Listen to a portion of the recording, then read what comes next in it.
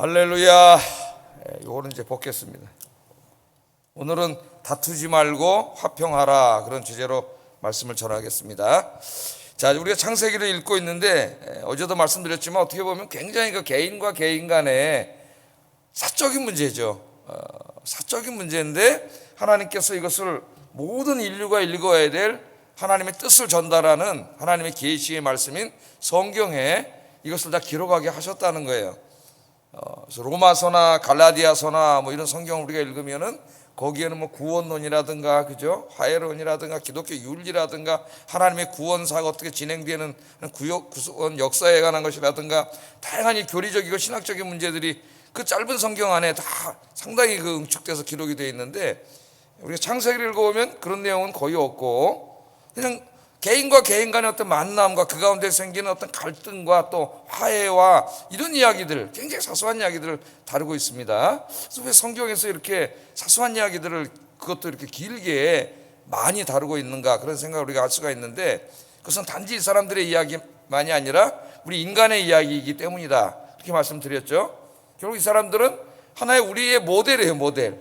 이 사람들이 우리의 모습이고, 또 다투는 것을 통해서 하나님이 다투면 안 된다, 화해하는 모습을 통해서 이렇게 화해하고 살아야 된다, 그래서 우리에게 가르쳐주는 말씀이죠. 삶에 있어서 굉장히 중요한 말씀입니다. 자, 오늘 한번 본문을 보세요. 오늘 본문은 참으로 아름다운 모습이에요. 아름다운 모습. 20년 이상을 막 서로 원망하고 불평하고 막 으르렁거리고 이렇게 살았던 두 사람이 오늘 화해하고 화해 잔치를 열고 하나님께 제사를 지내고 서로 입맞추고 언약을 맺고, 그렇게 이제 너무나 기분 좋게 서로가 서로 해하지 않도록 약속을 하고 헤어지는 장면입니다. 그래서 이 아름다운 이 모습이 바로 우리 교회 공동체의 모습이 돼야 되고, 여러분 가정의 모습이 돼야 되고, 오늘 여러분 이제 이 예배 마치고 직장으로 또 사회로 이렇게 나가서 다른 사람들과 만나게 되는데, 믿지 않는 사람들도 많이 만나게 되죠. 그 인간관계 속에서 우리가 살아야 될 모습을 보여줘요. 이 모습이. 다투지 말고 어떻게 하라고요? 화평하게 지내라. 화평하게. 자, 오늘 말씀을 좀 보겠습니다. 라반이 야곱을 해하려고 이제 막 너무나 화가 나가지고 어제 공부한 대로 일주일 7일 길을 쫓아갔다 그랬어요. 거의 480km를 달려갔다 그랬으니까 부산 정도, 부산 저 끝에 바닷가 거기까지 쫓아갔다는 거예요.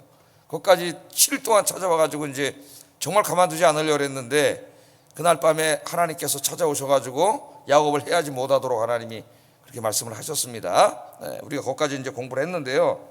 자, 이 이제 어제도 공부했지만 삼촌이 와서 이제 내가 너를 왜 쫓아왔는지 아느냐, 왜 내 딸들과 손자들과 인사도 못하게 그냥 야반도주를 해가지고 마치 막 죄인을 끌고 가듯이 그렇게 끌고 갔느냐, 그것 때문에 내가 화가 나서 왔고, 둘째는 왜 드라빔을 훔쳐갔느냐, 그래서 내가 왔다 찾으려고 두 가지 이제 이완인 이유를 또 댔죠, 이 사람이.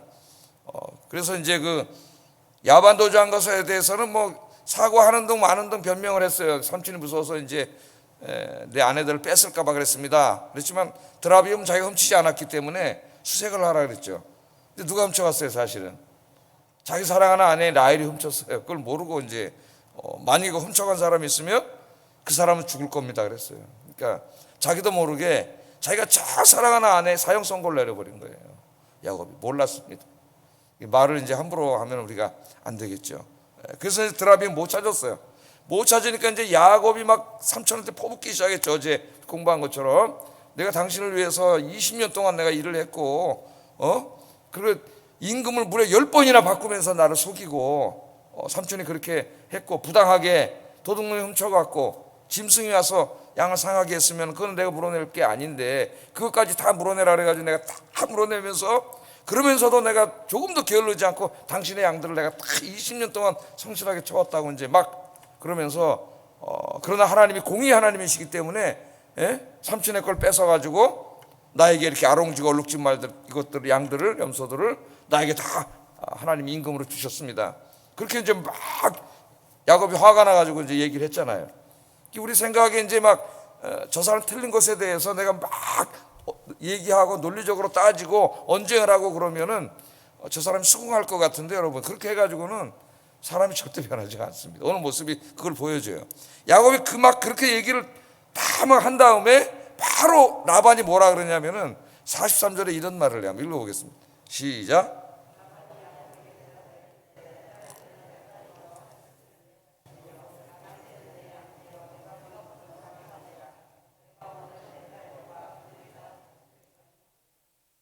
예, 야곱이 뭐라고 얘기했어요? 바로 위에서 하나님께서 다 나에게 주셨다 그러잖아요.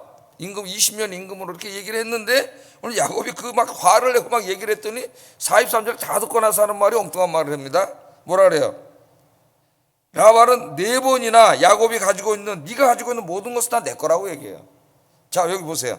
내 딸이고 내 자식이고 내 양떼고 다 내 거다. 그렇게 다 내 거다. 그렇게 얘기를 합니다. 그러니까 라반은 야곱의 소유를 인정하지 않는 거죠. 라헬과 레아는 잘 보세요. 야곱이 14년 동안 일한 대가로 얻은 아내들입니다. 예? 뭐 소유물이 아니지만 이 당시에 이제 세계관 속에서 얘기한 거죠. 무슨 여성의 소유물이겠어요. 그러니까 내 것이라 야곱에 소속이 돼 있는 거죠.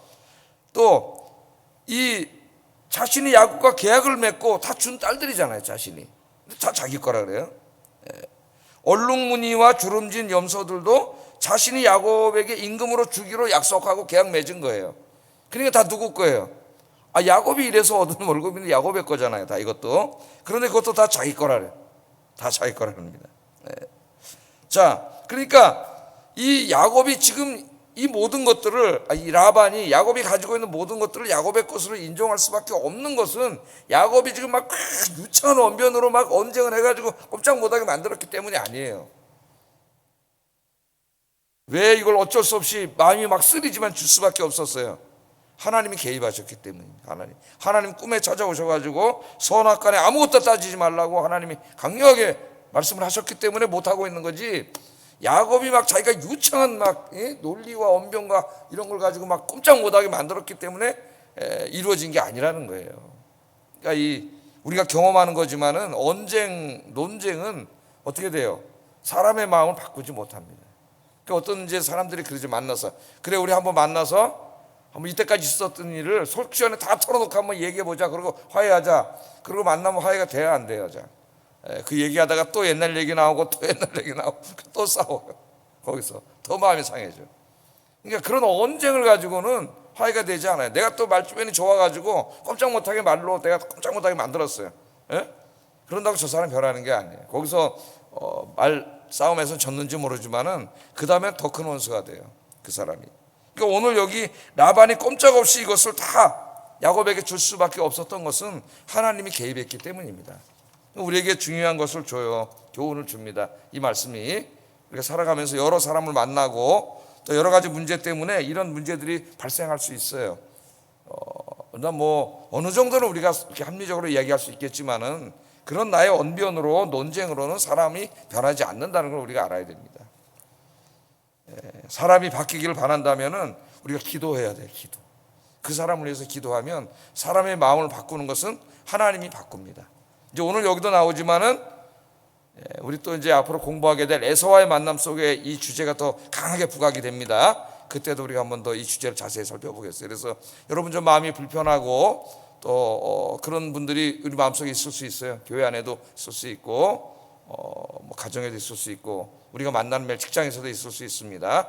내가 언쟁과 논쟁과 이런 말다툼으로는 절대 사람이 변하지 않고 더 관계가 악화된다. 그러니까 하나님 앞에 기도하면은 하나님이 그 마음을 바꿔주실 줄로 믿습니다. 자, 라반이 이제 이 시침 뻑 따고 이야기를 다 내 거지만은 하나님께서 주라 그랬기 때문에 어쩔 수 없이 줄 수밖에 없었다는 그 심정이 이제 이 라반의 심정이죠. 자, 그러면서 야곱에게 이제 언약을 세울 것을 제안을 합니다. 여기서 이제 너와 나 사이 계약을 맺자. 계약을 맺는데 두 가지예요. 이 라반이 제안한 언약이 두 가지입니다. 첫째는 자기 딸들을 사랑하고 아껴줘야 된다.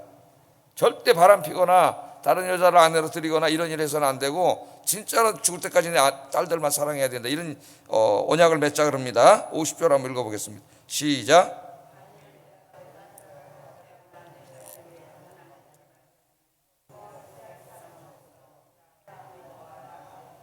증인이 되시니라 함이었더라. 아멘.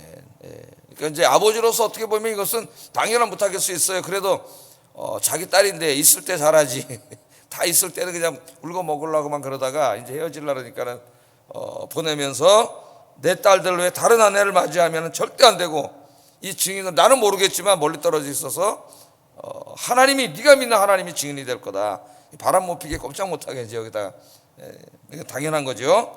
두 번째 이제 언약은 뭐냐면은, 두 사람이 지금 있는 그 산을 경계선으로 삼아서 서로 침범하지 말자, 이 약속을 합니다. 서로 침범하지 말자. 52절 한번 읽어보겠습니다. 시작.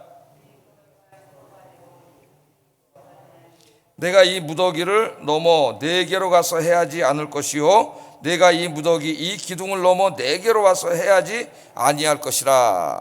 그런 말을 해요. 그러니까 이 경계선을 넘어서 서로 쳐들어오지 말자는 거죠. 그래서 이제 그 경계선을 세웁니다. 이 약속은 라반이 저지른 이때까지 20년 동안 한 짓이 있어가지고 야곱을 두려워해서 이제 한 거죠. 넘어오지 못하도록 서로 하나님 앞에서 이렇게 이제 약속을 합니다. 자, 이 어젯밤에 무슨 체험을 했어요? 라반이 하루 전날 밤에 하나님이 자기에게 찾아오셔가지고 야곱을 건드리지 못하도록 하시는 말씀을 들었어요, 이 라반이. 그러니까 라반이 생각, 야 정말 저 야곱은 하나님이 함께하는 사람이고 나를 더 확신하게 됐습니다. 그리고 하는 걸 보니까 계속 하는 일이 잘 되고, 원래는 잘 나오지 않아야 되는데 이 점박이하고 이 점이 있는 염소와 양들이 막 나오고 그런 거 보니까 야곱이 점점 강해지고 있거든요. 점점 강해지니까 지금 자기가 20년 동안 한 짓이 있기 때문에 저놈이 만약에 저 강해지면 다시 경계선을 넘어와가지고 나를 해할 수도 있다, 이렇게 생각을 한 거예요, 라반이. 그래서 여기다 경계선을 긋고 이 경계선을 절대 넘어오지 말자, 그렇게 이야기를 합니다. 그리고 이제 그 돌기둥 이름을 여갈사하두다 이렇게 졌다 그랬어요. 여갈사하두다. 라반은 그렇게 졌고, 이건 아람어입니다. 자기가 쓰는 모국어로 그렇게 말했고, 야곱은 자기 이제 모국어 히브리어로 갈르엣이라 그렇게 명했다 그랬어요. 돌기둥 이름을 정해놓은 겁니다. 이 무더기가 너와 나 사이에 증거가 된다, 그런 뜻이라고 성경은 이야기하고 있어요. 그러니까 증거를 세웠어요. 인간의 기억은 한계가 있고 약속은 없어질 수도 있습니다. 그러므로 요새도 뭘 해요? 두 사람이 거래를 하면 계약서를 쓰죠. 그러다 이제 도장을 찍거나 사인을 해가지고 증거로 삼는 거죠, 인간들이. 그래서 회의도 하면은 뭘 해요? 회의록을 기록하고 서기가 다 회의 내용을 쓰고 이제 결정을 내리면 회의 끝날 때 마지막 오늘 결정된 것을 다시 읽게 해가지고 다 읽어. 그럼 회의 참석한 사람들이 들어가지고 오늘 결정된 게, 왜냐하면 서기가 잘못 기록할 수도 있거든요. 의도적으로 다르게 기록할 수도 있어요. 다 읽어 다 들어서 하면은 그 다음에 서기가 사인하고 그 회의의 의장이 사인을 하면은 그 이제 회의록이 공식적인 법적인 효력을 갖게 돼요. 인간의 기억은 한계가 있어서 한 달 지나면 잊어버려요. 우리가 그때 이렇게 얘기 안 했나요? 어떤 사람이 그렇게 얘기 안 했는데요. 그럼 이거 어떻게 해결할 방법이 없어요. 그리고 그날 회의록을 가져와서 읽어야 되죠. 그래서 우리 당회도 회의하면은 2달 만에 서기가 다 회의 적어가 요약해가지고 마지막에 읽습니다. 그럼 다른 사람이 이제 이의가 없으면은 거기다 사인을 하죠. 그 다음에 또 한 번 읽어요. 회의 시작에 전해록 낭독을 그래서 하는 거예요. 예? 지난번에 다 했는데 오늘 똥똥 읽으면 안 되잖아요. 그러니까 전해록 보고가 있겠습니다. 그러면은 전해록을 서기가 왜 저 회의 때 할까? 지난주에 결의한 내용이 제대로 회의록에 기록되어 있는지를 확인하고, 틀렸으면 누가 이의 있습니다 그러면은 바꿀 수가 있단 말이죠. 이의를 제기해가지고. 네? 그러니까 여기 이제 그런 계약을 세웠다 하면 되겠어요. 무더기가 증거가 된다. 48절 한번 읽어보겠습니다. 시작. 너 사이에 증거가 된다 하였으므로 이 이름을 갈르엣이라 불렀으며. 그러니까 교회 안에서나 어디서나 명확하게 해두는 게 좋습니다. 다툼의 여지가 생기지 않게 하기 위해서는 이런 모든 것들을 우리 그리스도인들도 좋은 게 좋은 거야, 좋은 게 좋지 않아요. 거기 마귀가 역사예요. 그래서 항상 명확하게 정확하게 기록하는 게 굉장히 중요해요. 기록하는 게. 네? 기록을 해서 확인을 하고, 그래서 회의록이라는 게 있어야 돼요. 회의록 다 있죠? 전도회니 뭐니 다 해가지고 회의록을 해서 결정한 다음에는 다시 회의 끝날 때 한번 읽고 다 오늘 맞다 그러면 거기다 사인을 해서 회의록을 보관해야 돼요. 왜? 나중에 기억되는 거 회의록밖에 없어요. 그래서 교회 일도 마찬가지고 모든 일이 인간의 기억이 완전하지 악의가 없다 하더라도 이게 나중에 문제가 생길 수 있기 때문에 반드시 정확하게 하시기 바랍니다. 그리고 이제 여기 경계선을 세웠어요. 많은 교훈을 줘요. 경계선을 넘어오면은 화평이 깨지는 거예요. 남의 영역을 넘어간 거잖아요. 오늘 계약을 세웠는데 이 경계선은 꼭 영토의 경계선만 있는 건 아니죠. 우리가 살다 보면은 마음의 경계선도 있고, 그죠? 회사나 뭐 이런 직장이나 교회에서 일하다 보면 자기가 맡은 업무의 경계선도 있어요. 이것을 막 넘나드는 사람이 있습니다. 이게 넘나들면은 상당히 화평이 깨지는 거예요. 상대가 이렇게 자존심 상한 기분이 나쁜 거거든요. 그래서 우리가 서로 살아가면서 그 마음의 경계선, 이런 경계선을 지켜주는 게 굉장히 중요해요. 경계선. 그래서 쇼펜하우어라고 하는 철학자가 그랬죠. 그 인간은 고슴도치와 같다고. 예? 고슴도치와 같아가지고 너무 가까이 가면은 가시가 있어가지고 찔리는 거야. 예? 서로가. 또 너무 멀어지면은 그냥 너무 나무로 살아가는 거야. 외로워요. 그래서 우리가 같이 이렇게 공동체로 잘 살아야 되는데 사귀면서 이게 너무 경계선 없이 가면은 가시가 막 찔리는 거예요, 사람을. 그러니까 그게 지혜예요. 강물이 너무 넘쳐서도 안 되고 너무 말라서도 안 되고 강물과 같다 그러잖아요. 인간의 관계는 그 뚝 높이를 맞게 잘 흐르는 관계가 돼야 되는데, 여러분 삶에 있어서 서로에게 경계선을 잘 지켜야 평화가 이루어집니다. 잘 지키는 지혜로운 여러분 되기를 주의 이름으로 축복합니다. 특별히 여기 야곱은 이름을 하나 더 줬어요. 미스바라 하는 이름을 하나 더 했다. 그렇게 얘기가 나오죠. 49절에 보면 이 뜻은 하나님께서 살피신다, 그런 뜻이라 그랬습니다. 살펴보신다. 옛날 성경으로 하면 감찰하신다, 그런 말이에요. 그러니까 야곱은 자기 혼자 이름을 더 진 거예요. 이것은 뭐냐면 하나님과의 경계선입니다. 그 갈르아사는 뭐냐, 왜 미스바라고 적고 하나님이 이제 나의 삶을 살펴보실 것이다 그랬냐면은 하나님의 약속의 땅과 약속의 땅이 아닌 땅의 경계선이에요. 여기가 지금. 그러니까 이것을 미스바라고 지면서 하나님이 살펴보신다고 말한 것은 이제부터는 하나님과의 사이에 맺은 계약의 경계선을 절대 넘지 않겠습니다, 그 말이에요. 안 그러면 하나님과의 화평이 깨져요. 우리가 죄 져가지고 뭐가 깨졌어요? 하나님과의 화평이 깨져서 로마서에 보면 하나님과 원수가 됐다 그랬잖아요. 하나님이 깬 게 아니라 우리가 깬 거죠, 우리가. 예? 그래서 이 말씀 다시 말하면은 하나님이 자기에게 약속한 땅, 약속의 땅이 가나안 땅이잖아요. 이 약속의 땅을 절대 다시는 내가 넘어가지 않겠습니다. 하나님의 언약과 약속을 붙잡고 그 약속 안에서 살겠습니다. 그런 다짐이니까 오늘 우리에게 적용된다면 이 말씀은 말씀의 경계선이라고 할 수가 있겠습니다. 우리가 오늘도 세상에 나가서 살아가는데 경계선이 있어요. 그게 뭐냐, 말씀의 경계선. 아무리 그게 나에게 이득이 되고 돈을 많이 벌게 해주고 나에게 유익이 된다 할지라도 우리는 하나님의 말씀의 경계선을 넘어가면 안 돼요, 절대로. 그래서 오늘 하루도 말씀 안에서 사시는, 그래서 하나님과 화평하시는 여러분 되기를 주의 이름으로 축복합니다. 자, 이 모든 걸 마친 이후에 이제 54절 55절에 보면은 아름다운 이야기, 너무나 아름다운 이야기가 나오죠. 자, 이 모든 계약이 종료된 후에 야곱은 마지막 이제 계약 의식을 행했습니다. 그래서 먼저 하나님께 제사를 드렸어요. 우리 말하면 이제 예배를 드린 거죠. 예배를 드리고 이어서 형제들과 함께 즐거운 만찬을 거기서 베풀었습니다. 그동안은 막 싸우고 원망하고 이렇게 살았죠. 삼촌한테 인사도 안 하고 몰래 도망갈 정도고, 삼촌은 맨날 20년 동안 임금 갉아먹고 이렇게 이제 이런 사이였는데 오늘 여기서 다 화해가 되고 서로 잔치를 열고 같이 식사를 했으니까 얼마나 마음이 좋았겠어요. 그동안 아버지하고도 막 이렇게 돼 있던 딸들도 그렇고 야곱의 마음도 그렇고 삼촌도 그렇고 이제 기분이 너무나 다 좋아져 가지고 그날 하룻밤을 산에서 함께 잤다 그랬습니다. 함께 지냈어요. 함께 지내고 아침에 이제 헤어지는데 54절 55절 한번 읽어보겠습니다. 시작.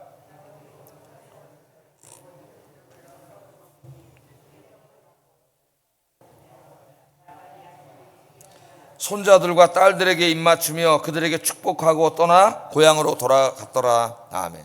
원래는 왜 쫓아왔어요? 잡히기만 잡히면 가만 안 돌려고 지금 식솔들을 끌고 7일 길을 쫓아왔는데 이곳에 이제 하나님이 개입하심으로 말미암아 서로 어떻게 됐어요? 이제 화해하게 됐습니다. 화해하게 됐어요. 서로 입을 맞추고 작별 인사를 하고 그 전날은 잔치를 열고, 그거 한번 상상을 해보세요, 여러분. 얼마나 아름답겠습니까? 서로 죽이고 으르렁으르렁거리던 사람들이 아름다운 화해를 이루었죠. 이 이야기를 기록한 이유가 뭐겠어요, 여러분? 우리 그리스도인들의 관계가 이래야 된다는 거예요. 우리가 누군가하고 원수를 지고 불편한 관계를 유지하고 막 미워하고 증오하고 갈등하고, 이거는 하나님을 믿는 사람들과 전혀 어울리는 게 아니에요. 그래서 성경에는 모든 사람과 더불어 화평하게 지내라는 말씀이 상당히 자주 나와요. 하나님은 어떤 하나님이에요? 평화의 하나님이. 우리 예수님이 이 땅에 오실 때에도 천사들이 뭐라 그랬어요? 하늘에는 영광이고 땅에는 평화라 그랬어요. 그 당시는 매일 전쟁이 있던 시대 아닙니까, 여러분? 예? 로마 시대에. 그러니까 그 사람들 속에, 마음속에 그 당시 때 가장 중요한 게 평화예요. 그래서 로마의 이 정치 이데올로기 슬로건이 팍스 로마나예요. 팍스 로마나. 로마가 있는 곳에 평화가 있다. 근데 그들은 그 평화는 힘에 의한 평화, 법에 의한 평화인데, 로마의 법과 로마의 군대가 있는 곳에 평화가 있다. 그래서 옛날에 이제 그 이라크전이 일어났을 때 미국에서 흉내를 내가지고 팍스 아메리카 그런 구호를 내걸고 이라크전을 한 적이 있습니다. 미국이 가는 곳에 평화가 있다는. 전쟁이 있는 거지 평화가 있는 게 아니죠. 우리 예수님께서 진정한 평화를 주시기 위해서 오신 거예요. 그래서 그 예수 그리스도가 마음에 들어간 여러분들, 우리들은 어떻게 돼요? 주님이 가져오신 평화가 우리 안에, 히브리 말로 샬롬인데, 그것을 이루어 가야 돼. 세상 사람들과 관계 속에서. 이 세상에는 평화가 없어요. 그래서 화평케 하는 자가 복이 있다 그랬어요. 화평케 하는 자는 평화가 없는 곳에 평화를 만드는 자예요. 피스메이커. 예? 마태복음 5장 산상설교에서 예수님이 그걸 가르쳤습니다. 지금 몇 시에? 28분이죠. 어느 시골에 두 농부가 한 동네에 살고 있었다 그래요. 농부 두 분이. 근데 이제 한 농부는 교회 다니는 사람이고 한 농부는 교회 안 다니는 사람이었다 그럽니다. 그런데 이제 그리스도인의 노는, 교회 다니는 사람의 노는 지형상 이제 이렇게 물이 내려오면은 항상 물이 잘 고인대요, 눈에. 근데 그 믿지 않는 사람 눈에는 물이 그냥 내버려두면 안 들어간대요. 안 고인대요. 그래서 항상 이제 이 교회 다니는 사람 눈에는 물이 고여 있고 저쪽에 있는 사람 눈에는 물이 안 고여 있는 거예요. 근데 어느 날 아침에 이제 나와 보니까 자기 눈에 있는 물이 하나도 없고 저쪽 눈에 다 꽉 차 있는 거예요. 그러니까 그 믿지 않는 사람이 밤에 와서 몰래 물걸 터가지고 그걸로 다 빼가 버린 거야. 물을. 누가 봐도 뻔한 거예요, 그게. 네? 그래서 화가 나가지고 이 교회 다니는 분이 그 불신자를 찾아가가지고 이제 막 다투니까 이 사람이 하는 말이, 아이 나 모른다고. 어젯밤에 그냥 흘러 들어온 거겠지. 내가 어떻게 하냐고 이제 막 발뺌을 하는 거예요. 그래서 화가 나가지고 그날 밤에 가가지고 다시 거기 있는 물을 이렇게 끌어가지고 자기 돈으로 다 댔다는 거예요. 내 물이니까 내가 가져오겠다고 다 갖고 왔대요.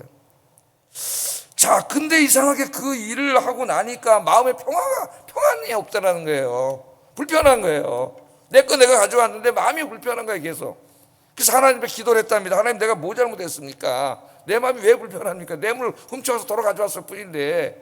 그렇게 기도를 했더니 하나님께서 그런 마음을 주시더래요, 자기 마음에. 야, 너는 왜 네 것만 주장하냐? 네 것만 주장하냐?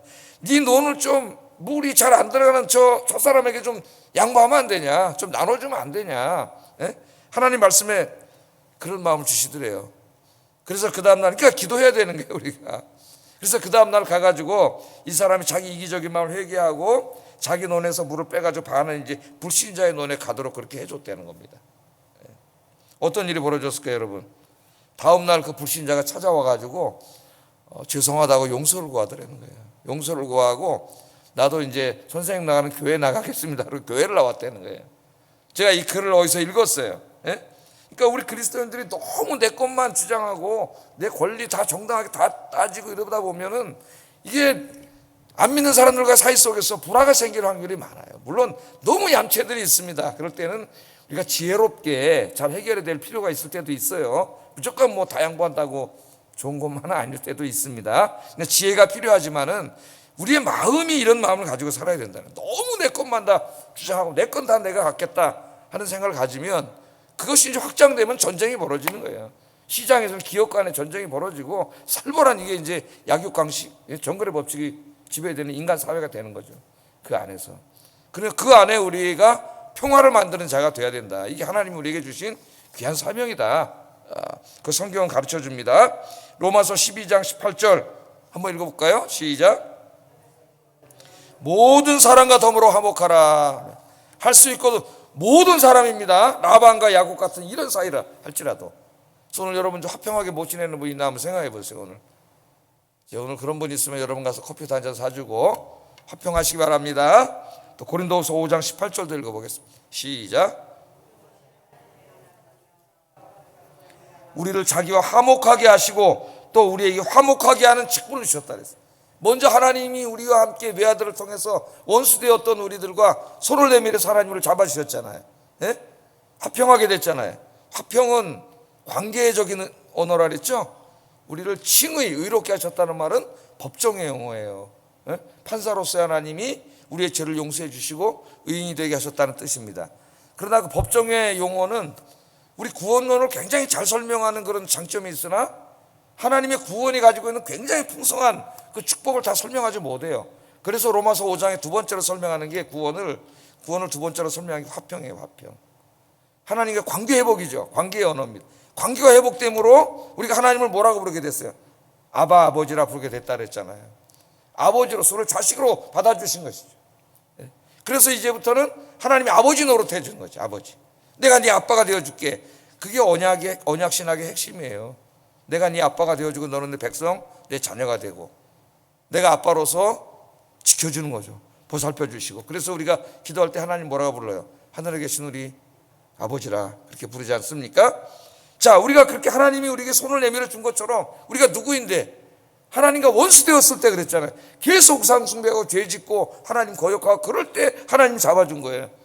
그것과 마찬가지로 너희들도 이제는 이 화평케 하는 직분을 너희에게 주셨다는 겁니다. 하나님께서. 우리도 도저히 용서할 수 없는 사람에게 손을 내밀고 용서하고 용납하고 받아들이고 그렇게 살아야 된다. 그게 하나님이 우리에게 주신 직분이라는 것을 이야기하고 있습니다. 자, 우리 그리스도인들이 그렇게 살할 때에 이 세상을 구원할 수 있어요.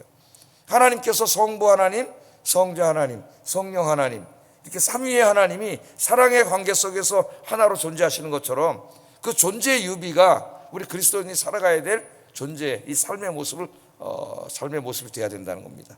마지막으로 히브리서 12장 14절 한번 읽어보겠습니다. 시작. 거룩함을 따르라. 이것이 없이는 아무도 주를 보지 못하리라. 아멘.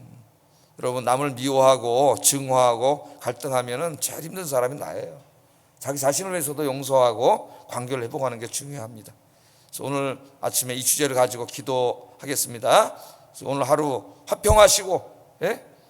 평생 동안 여러분 마음속 불편함을 다 신앙 안에서 해결하시는 여러분 되기를 주의 이름으로 축복합니다. 기도하겠습니다. 자, 이 화평에서 중요한 게 기도입니다. 사람의 마음을 바꾸시는 분은 하나님임을 깨닫고 사람들과 언쟁하고 다투지 말고 기도하게 하소서. 두 번째, 사람과의 관계에서도 경계선을 넘지 않게 하시고 하나님과의 관계에서도 말씀의 경계선을 넘지 않게 하소서. 세 번째, 모든 사람과 더불어 화평하도록 힘쓰는 하루가 되게 하소서. 기도하겠습니다.